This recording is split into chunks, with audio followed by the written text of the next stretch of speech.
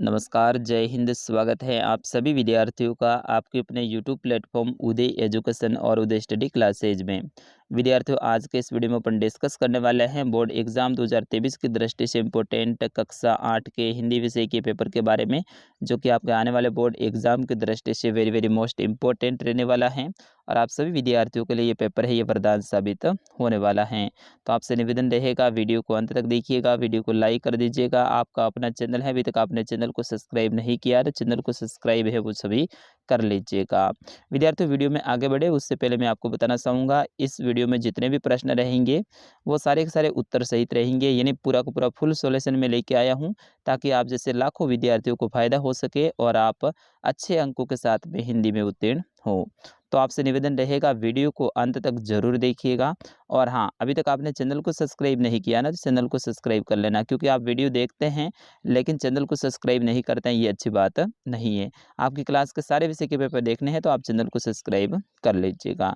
देखिए, सबसे पहले आपको समय है वो 2.5 घंटे का दिया जाएगा और आपका पूर्णांक है वो 80 नंबर का रहेगा। यहाँ पे सामान्य निर्देश है, इनको सबसे पहले आप पढ़ लीजिएगा, फिर उसके बाद में आप पेपर को हल कीजिएगा। चलिए पहले प्रश्न की ओर बढ़ते हैं। आपका पहला प्रश्न है कि वसंत ऋतु के आते ही पेड़ पौधों पर छा जाती हैं शीतलता, कोमलता, हरियाली, घनी छाया। तो विद्यार्थियों, जैसे ही बसंत ऋतु आती है तो हरियाली छा जाती है। तो ऑप्शन नंबर स रहेगा इसका सही उत्तर। बढ़ते हैं अगले प्रश्न की ओर। प्रश्न संख्या 2। कविता में सदियों से कहानी कौन सुनाती आ रही है? बूढ़ी काकी, बूढ़ी नानी, पड़ोसिन, अम्मा। तो विद्यार्थियों, इसका सही आंसर क्या होगा?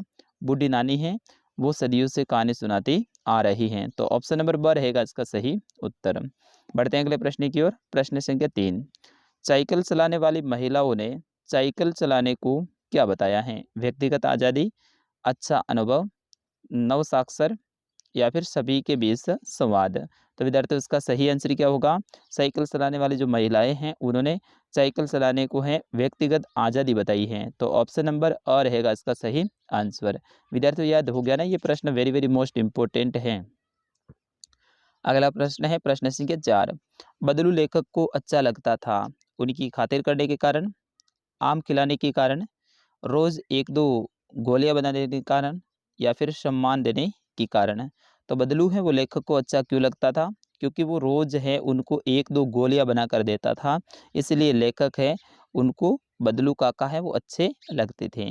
तो ऑप्शन नंबर श रहेगा इसका सही आंसर। विद्यार्थी, वो कहानी आपको याद है ना? चलिए अगला प्रश्न है प्रश्न संख्या 5। पहली बोलती फिल्म के निर्देशक कौन थे? तो विद्यार्थी, इसका सही आंसर होगा अर्धशीर एम ईरानी। ठीक है ना? ऑप्शन नंबर द रहेगा इसका सही आंसर। विद्यार्थियों, सारे के सारे प्रश्न इंपॉर्टेंट हैं, आप पूरा वीडियो जरूर देखिएगा। चलिए अगला प्रश्न है प्रश्न संख्या 6। गोपी ने यशोदा को शिकायत की, ग्वाल बालों की, बलराम की, श्री कृष्ण की, श्री दामा की। तो विद्यार्थियों, इसका सही आंसर क्या होगा? गोपी ने यशोदा से श्री कृष्ण की शिकायत की थी। तो ऑप्शन नंबर स रहेगा इसका सही आंसर। देखिए विद्यार्थियों, हम आपके लिए इतनी मेहनत कर रहे हैं तो आप वीडियो को अंत तक का जरूर देखिएगा। चलिए प्रश्न संख्या 7। MA पास करने के बाद रमेश नौकरी पाने हेतु मारा मारा फिरता रहा, रेखांकित मुहावरों का अर्थ बताइए। यानी MA पास करने के लिए रमेश है वो नौकरी के लिए मारा मारा फिरता रहा। तो इसमें जो ये लाइन है ना, इसमें कौन सा मुहावरा लगा है? मारा मारे का मतलब क्या होता है? इधर उधर ठोकरे खाते फिरना, किसी से पीटना, दौड़ते रहना, ज़रूरत पूरी न कर पाना। तो विद्यार्थियों, इधर उधर ठोकरे खाते फिरना, उसी को अपन क्या कहते हैं? मारा मारा फिर रहा है। तो ये आपका ऑप्शन नंबर अ रहेगा इसका सही आंसर। चलिए अगला प्रश्न है प्रश्न संख्या 8। राधा की बहन स्कूल जाती हैं, रेखांकित शब्द का बहुवचन बताइए। बहन का आपको बताना है बहुवचन। तो बहन का मतलब बहन मतलब एक, और ज़्यादा बहन है तो उसको अपन क्या कहेंगे? बहिन है। ठीक है ना? बहन है। तो अपने ऑप्शन नंबर अ रहेगा इसका सही आंसर। बहनिया नहीं होगा, बहना नहीं होगा, बहिन नहीं होगा, बहिने होगा। ठीक है ना? तो ऑप्शन नंबर अ रहेगा इसका सही उत्तर। अगला प्रश्न प्रश्न संख्या 9। अनंत से मिलन से क्या अभिप्राय है? तो विद्यार्थियों, इसका सही आंसर क्या होगा? अनंत से मिलन से क्या अभिप्राय है? अनंत से मिलन का आशय है एक अदृश्य परमात्माओं से मिलना।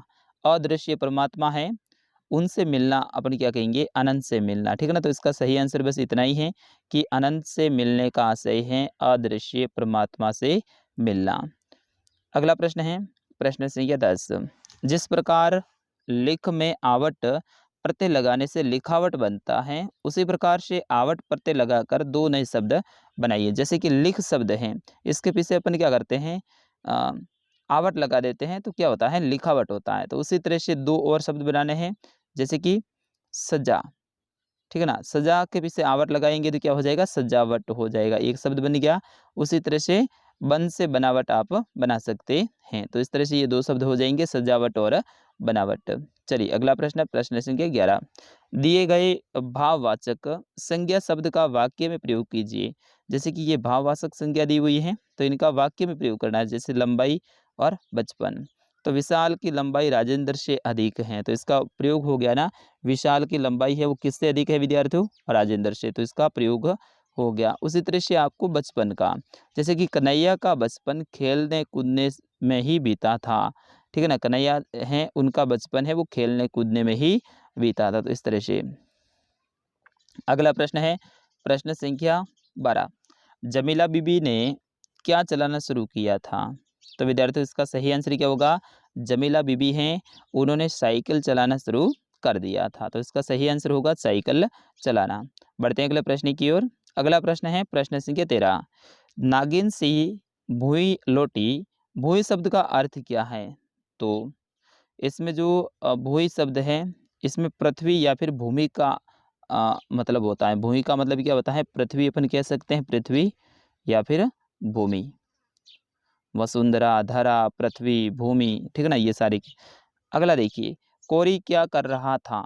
तो कोरी अचकन के लिए सूत काट रहा था, यानी कोरी है वो अचकन के लिए क्या कर रहा था, सूत को काट रहा था। सूत मतलब वो होता है ना, सूती जो अपन धागे बनाते, वही। अगला प्रश्न है प्रश्न संख्या 15। गाड़ी चलाते समय सीट की पेटी बांधना अनिवार्य क्यों है, तथा गाड़ी चलाते समय मोबाइल फोन पर बातें क्यों नहीं करनी चाहिए। यानी गाड़ी चलाते वक्त सीट बेल्ट है वो बांधना क्यों जरूरी है, और साथ ही फोन पे बात क्यों करनी नहीं चाहिए। क्योंकि गाड़ी चलाते समय सीट की पेटी बांधने से वाहनों से वाहन चालक और उसमें बैठने वाला व्यक्ति है वो दोनों ही सुरक्षित रह सकते हैं। सीट बेल्ट बांधना अनिवार्य है, ये कानूनन भी अनिवार्य है, अन्यथा जुर्माना भी लग सकता है। गाड़ी चलाते समय मोबाइल फ़ोन से बात करने से चालक का ध्यान है वो हट जाता है और इससे दुर्घटना हो सकती है। अगर कोई दुर्घटना होती है, सीट बेल्ट लगा हुई होती है, तो व्यक्ति यानी जो चालक होता है वो आगे नहीं गिरता है, उनकी सुरक्षा हो जाती है। इसीलिए सीट बेल्ट है वो ज़रूरी होती है। प्रश्न संख्या 16। दीवाने शब्द किन-के लिए प्रयुक्त हुआ है। दीवानों का जीवन का क्या लक्ष्य है। जो कविता है ना दीवाने वाले, उसमें दीवाने शब्द किसके लिए प्रयुक्त हुआ है और दीवानों के जीवन का लक्ष्य क्या है।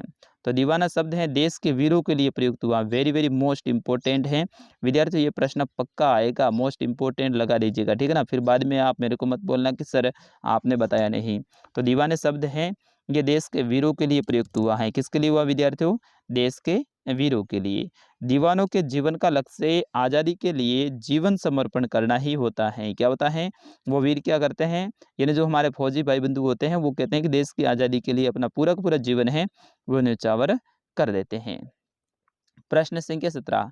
निम्नलिखित शब्दों के पर्यायवाची शब्द का प्रयोग करते हुए एक एक वाक्य लिखिए। जैसे कि समुद्र, समुद्र का पर्यायवाची शब्द होता है सागर, और सागर किनारे बहुत सारे नारियल पेड़ हैं। तो इस तरह से वाक्य प्रयोग आपका हो गया। उसी तरह से सूर्य का पर्यायवाची शब्द एक ही लिखना है, क्योंकि इन्होंने एक ही तो बोला है ना, तो इनका पर्यायवाची हो जाएगा रवि का, भानु, सूर्य, ये हो जाएगा, ठीक है ना, सूरज। तो इस यहाँ पे रवि इसका पर्यायवाची शब्द हो जाएगा। और हमारी पृथ्वी रवि से प्रकाश प्राप्त करती हैं या फिर सूर्य से प्रकाश प्राप्त करती हैं। सोना का हो जाएगा स्वर्ण, स्वर्ण आभूषण रजवाड़े की पहली पसंद होती हैं। तो बिल्कुल ये सही बात है। हाथी का पर्यायवाची गज होता है, तो सामान्य पशुओं से गज भारवाहिक पशु होता है। तो इस तरह से आपको वाक्य प्रयोग करना है। प्रश्न संख्या 18। कबीर ने घास के माध्यम से क्या कहना चाहता था। तो हमें किसी को भी कमज़ोर या फिर छोटा नहीं समझना चाहिए, क्योंकि वक्त आने पर पैरों तले के सामान वह भी मानसिक और शारीरिक कष्ट पहुंचा सकता है। मेरे को ये राइटिंग थोड़ी सी समझ में नहीं आ रही है क्योंकि मैंने एक विद्यार्थी से लिखवाया है, इसलिए। अगला प्रश्न है, कहानी में मोटे मोटे किस काम के हैं और किनके बारे में और क्यों कहा गया है? तो यह घर के आलसी बच्चों के लिए कहा गया है क्योंकि वह घर के काम के लिए नौकरों पर आश्रित रहते थे और स्वयं कुछ भी नहीं करते थे। अपने माता पिता की निगाहों में खा पीकर मोटे हो रहे थे। तो यही है आपकी कहानी में मोटे मोटे शब्द। अगला प्रश्न है, प्रश्न संख्या 20। विद्यार्थियों, आप ना ये ना समझे कि मैंने विद्यार्थी से लिखवाए इसका मतलब उसने उत्तर गलत लिखा होगा। बिल्कुल उनको मैंने पूरे पूरे प्रश्न टिक करके दिए थे और ये पेपर तो मैंने ही बनाया, फिर उसके बाद में उनको ओनली फॉर उत्तर लिखने के लिए मैंने दिया था ताकि उसकी भी प्रैक्टिस हो जाए और आपके भी ये काम में उत्तर आ जाए। देखिए, आपके विचार से अंग्रेज ने ये पुराना लोटा क्यों खरीद लिया होगा? तो विद्यार्थियों, इसका सही आंसर होगा, हमारे विचार से अंग्रेज ने पुराना लोटा इसलिए खरीद लिया था क्योंकि उनके पड़ोसी और उनके जो पुरानी चीज़ों की संग्रह की होड़ लगी हुई थी उनके बीच में, अंग्रेज़ के बीच में और उनके पड़ोसी दोनों के बीच में कि भाई मैं पुरानी सबसे सबसे ज़्यादा पुरानी वस्तुएं मैं इकट्ठा करूँगा, वो बोल रहा है सबसे ज़्यादा मैं इकट्ठा करूँगा। तो दोनों के बीच में क्या लगी हुई थी? होड़ लगी हुई थी। पुराने लोटे की तरह एक जहांगीरी अंडा लेकर गए थे। यह भी उन्हें अंग्रेज उन्हें दिखाना चाहते थे और जहांगीर अंडे की तरह अकबरी लोटा भी था। अगला प्रश्न है, मानव के लिए स्वच्छता क्यों आवश्यक है? ये बिल्कुल ईजी सा है। फिर उसके बाद में निबंधात्मक प्रश्न आपके शुरू हो जाते हैं। इसमें देखिए पन्द्यास दे रखा है, इसकी सप्रसंग व्याख्या करनी है। पक्षी और बादल ये भगवान के डाकिए हैं जो एक महादेश से दूसरे महादेश को जाते हैं।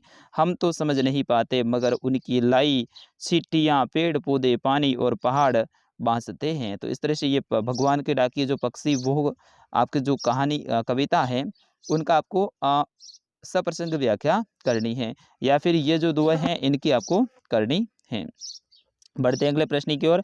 प्रश्न संख्या 23। निम्नलिखित गद्यांश को ध्यानपूर्वक पढ़कर नीचे दिए गए प्रश्नों के उत्तर दीजिए। तो ये गद्यांश है, इनको पढ़ लेना है। गद्यांश वैसे इस बार आपके शायद एग्जाम में नहीं आएगा, अगर आता है तो ये इम्पोर्टेंट रहेगा। बढ़ते हैं अगले प्रश्न की ओर। प्रश्न संख्या 24।